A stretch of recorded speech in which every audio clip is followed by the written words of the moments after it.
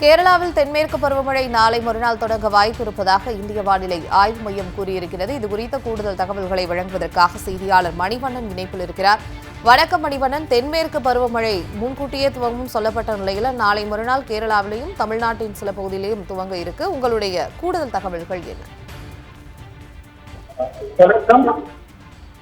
தென்மேற்கு பருவமழை ஜூன் 1ஆம் தொடங்குவது வழக்கம். ஆனால் நிலையில மே 26ஆம் தேதி தென்மேற்கு பருவமழை கேரளாவில் முன்கூட்டியே தொடங்கும் என இந்திய வானிலை ஆய்வு மையம் தெரிவித்திருந்த நிலையில அதன் பிறகு அதனுடைய போக்கு என்பது பல்வேறு காரணிகளால் தள்ளி போன நிலையில தற்பொழுது இந்திய வானிலை ஆய்வு மையம் இந்த தென்மேற்கு பருவமழை குறித்தான ஒரு அறிவிப்பை வெளியிட்டிருக்கிறது.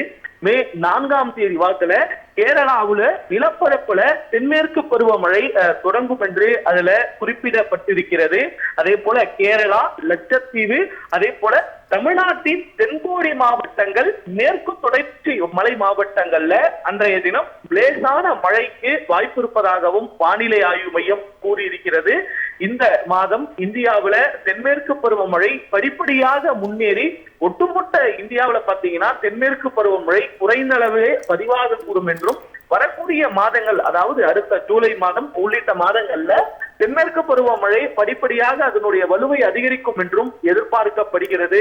எல்லினோ உள்ளிட்ட பல்வேறு காரணிகளால் இந்த ஆண்டு இந்தியா முழுவதே பருவமழை குறைவாக பெய்வதற்கான ஒரு சூழல் இருப்பதாக ஏற்கனவே இந்திய வானிலை ஆய்வு மையம் எச்சரிக்கை விடுத்திருந்த நிலையில இந்த ஆண்டு தென்மேற்கு பருவமழை ஜூன் 4ஆம் தேதி தாமதமாக தொடங்கும் என்று தற்பொழுது இந்திய வானிலை ஆய்வு மையம் கூறியிருக்கிறது.